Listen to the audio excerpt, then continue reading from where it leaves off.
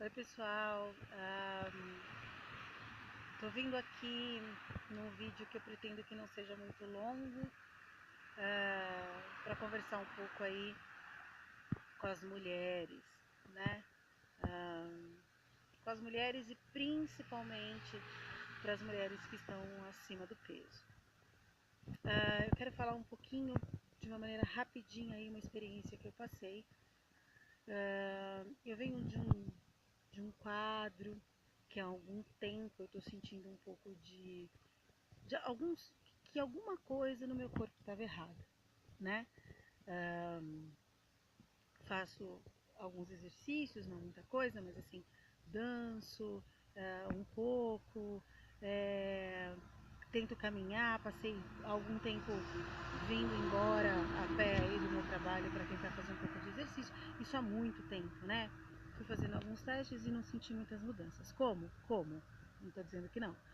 Mas ao mesmo tempo que você faz aquelas coisas malucas, assim, de hoje eu vou tomar, vou comer essa semana só salada, de não sei o quê, porque agora deu a hora de emagrecer,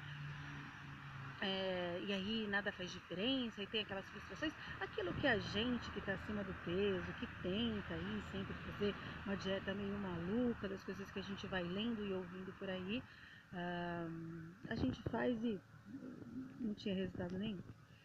Mas o pior de todas essas questões é que eu sentia uma coisa muito forte, que é a retenção de líquido. E que tem a ver com sal, que tem a ver com uma série de fatores. Então, desde o meio do ano passado, eu tenho alguns exames que são de 2016, setembro, outubro, eu comecei a fazer algumas pesquisas para entender um pouco do que estava acontecendo comigo. Então, eu fiz exame de rim, fiz exame de bexiga, fiz exame de um monte de coisas aí. Por que eu estou contando toda essa história? Tem um estereótipo pra gente que é assim, que tudo que a gente sente ou tudo que a gente procura quando a gente vai para uma clínica hospitalar, ou clínica ou médica, a gente sente uma questão muito que tudo tem a ver com peso. Tudo tem a ver com obesidade, tudo tem a ver com o fato de você estar gorda, o fato de que se você está gorda você come, então que é o que a gente não faz direito, né? Então assim, acaba tudo passando por ali, pelo fato da obesidade. É claro que, por exemplo, eu tenho um quadro que tem a ver agora com a pressão alta e que isso passa pela obesidade. É um fato. Mas existem outros fatores que não passam efetivamente pela obesidade. Eu vou dizer quais são eles. Agora, há pouco tempo atrás, eu já estava vindo pesquisando isso há um tempo. Tenho os meus exames preventivos em dia, faço todo ano. Tenho meu médico que me atende há 6 anos aí. E todo ano essa parte está em dia, né? O que aconteceu? Eu tive uma infecção fortíssima, fui pro UPA porque eu estava tendo esses sintomas da infecção, de vômito, diarreia e outras coisas. Fui pro UPA da minha cidade, né, 3 vezes. E por 2 delas eu ia lá e era tratada como uma virose. Então me davam diazepam, Plasil, tudo que vocês imaginarem na veia. E eu voltava para casa, continuava vomitando, continuava tendo todo o processo aí infeccioso que estava se manifestando. E eu voltava para o UPA e de novo tinha esse tratamento, então já não era mais Plasil, foi omeprazol na veia, foi mais não sei o que, e enfim, eu voltava para casa. Até que nessas questões eu estava muito fraca. De madrugada eu peguei o carro e fui de novo até o hospital, porque realmente eu estava com um grande problema. Nada cessava e uma dor insuportável na minha região pélvica abdominal. E tive, vou dizer sorte, e vou usar esse termo, porque foi uma sorte eu encontrar um médico que naquele momento olhou para mim e me ouviu. Viu que eu contei um histórico de, olha, eu já tenho vindo, já são 2 vezes, não é possível, eu tomei Dramin na veia, tudo, e continuo com problema. E ele me pediu um exame de sangue no UPA, né? No SUS. E aí isso levou um tempo, fui pro medicamento, quando eu voltei já não era mais o mesmo médico, era outro de plantão, porque eu tô falando aí no período de madrugada, era por volta 3, 4 da manhã que isso estava acontecendo. E aí o outro médico me examinou, pegou o resultado do meu exame de sangue, exame de urina que eles fizeram naquele mesmo dia. E aí, com base no resultado daquele exame, ele detectou que eu tinha um quadro infeccioso muito alto. Então eu posso estar falando até uma besteira, eu preciso até pegar o exame para falar isso para vocês, mas imagina que o meu leucócitos, vamos supor que a média era de 10 mil, eu estava com 10 milhões. Foi um quadro muito alto e assustador. E aí ele resolveu colocar a mão em mim, né? Que nenhum médico tinha feito até então. Examinou a minha parte pélvica abdominal e suspeitou da possível apêndice. Pediu encaminhamento, um monte de coisa lá na correria, algumas coisas começaram a acontecer. E aí eu disse, não, eu tenho convênio, então corre para o hospital do teu convênio. Fui para o hospital do meu convênio, com aí um documento que ele escreveu falando urgente e tal, apêndice e tal, e não era nada disso, né? Eu nem vou falar o processo que foi nesse hospital até que eles fui super bem atendida, não tenho nem o que dizer, mas assim, o processo para eles entenderem que não era apêndice passou pelo fato de fazer uma tomografia na minha região abdominal e pélvica. E foi localizado de que assim, a gente não consegue ver o seu apêndice porque existe aí líquido em volta do teu útero.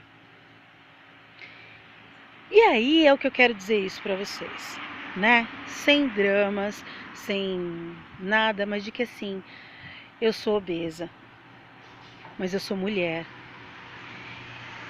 E muitos dos problemas que eu vinha sentindo nesses últimos dias, o desconforto, todo nesse último processo que eu estava procurando para saber identificar o que era, passava mais pelo meu quadro feminino, meu quadro de ser mulher, do que propriamente dito pelo meu quadro de obesidade. Só que em nenhum momento em que eu fui atrás desses exames, em que eu conversei com profissionais da minha área, que me atendiam, profissionais, nenhum deles, e eu estou falando entre clínico, ginecológico, vascular, passou com essa possibilidade de vamos dar uma olhada aí no seu útero, na sua região pélvica aí para ver o que está acontecendo. Não, tudo era focado na obesidade. Tudo passava pela obesidade.